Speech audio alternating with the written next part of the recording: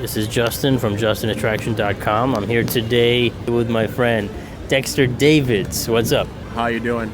Just want to talk about, some interesting things that I think you might have some good perspective on. Tell us a little bit about your background, like how you got into game and pickup and seduction and all this kind of stuff. Okay. Like a lot of other guys, when Neil Strauss came out with the game a few years ago, and I went and picked up a copy. So I found a free download of the Venusian Arts Handbook from Mystery. I read it in a weekend. I had a business trip, and I got laid on that business trip, and I never looked back since. So basically you were like committed to it. Yeah. When you saw those early indications that this thing can actually work. Yeah. That it's actually possible to meet women, get women attracted and whatnot. So it got me super committed, and having memories and reference experiences of good things, incredible things that have happened is what keeps you going when you're trying to acquire a new skill in pickup. Whether it's, hey, I want to start pulling women from bars, or, hey, I want to meet a woman in the daytime at a bookstore and end up back in my apartment. You're going to have a period when you're not doing it very well. Once you are able to appreciate that, play and get over the hump, then eventually you'll see like, oh, that one worked. What happened there? Why did it work? Oh, that other one now worked. Oh, wait, what happened there? And you'll learn from your successes, and then not replaying your failures forever, but it just happened. Sit down, think to yourself, what can I take away from that? And then move on and do something else. Don't get hung up on it. This is something that a lot of guys fall into, of analysis paralysis, basically. They spend a lot of time analyzing, they spend a lot of time learning and studying. How did you overcome that where you were actually taking action consistently? So the first thing is that I'm really, analysis paralysis is kind of like my jam. That's if anyone is leaning towards that, a lot of times I'm very analytical, so I can get into that mode in a lot of different areas of my life. How I overcame that is that I had a friend who was reading How to Succeed with Women, actually, as the book, and then we both read the Venusian Arts Handbook together, and we just would go out.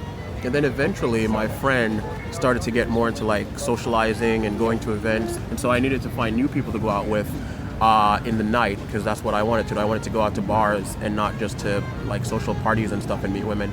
So by meeting wingmen, having guys who are on the same journey and are roughly at the same level, then that's how I got over it. One of my favorite wingmen that I met through a little class that I attended for $12 or $15 some coach was putting on. And then he was like a maniac. He kept me going.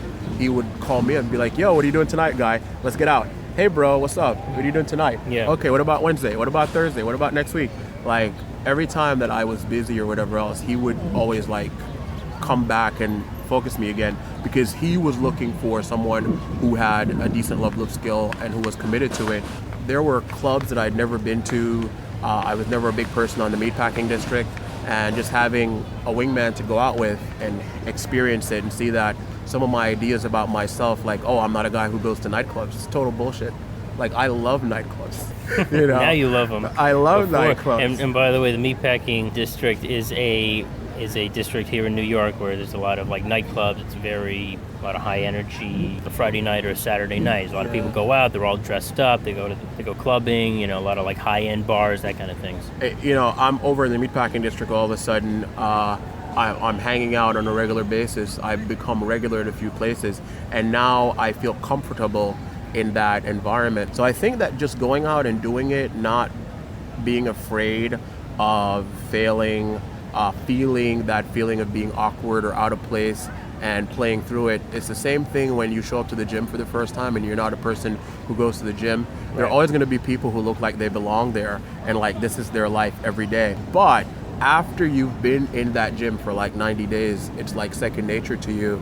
You have your routines and your workouts. Now I have places that I go to in the meatpacking district at 8 o'clock, and I have places I go to at 1 o'clock, because I've been there and I know the streets and I know what I'm doing. But I had to get over that feeling of where am I? I'm not comfortable. And now I can bring a party. I can meet girls in one spot and tell them about my favorite place around the corner and bring them with me. Yeah, you mentioned having your friend there as a wingman or whatever, to kind of push you to kind of come out, encourage you to come out and to practice skills. That's something I think is really valuable if you can get it, which is rare. Because it's rare to get a guy that is on the same page as you, kind of has similar goals.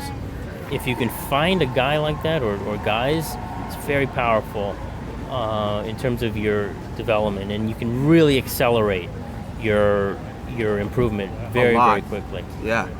It's better to take imperfect action than have a perfect plan that never gets executed. Yeah. And that's something that that's fundamentally it's scary to take action because that's what it's all about. And you might fail, and that's scary. Not only is it scary, but you also kind of feel bad depending on how you process that.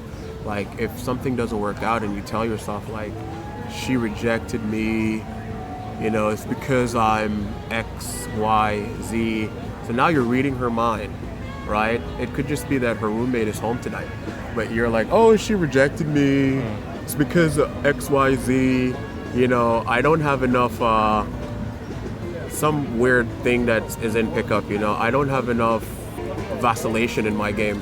I need more vacillation in my game, or whatever, the latest blog thing that everyone is talking about is. Right. Guys have been talking to women since the dawn of time. We've been doing it differently, obviously, or as the years go by.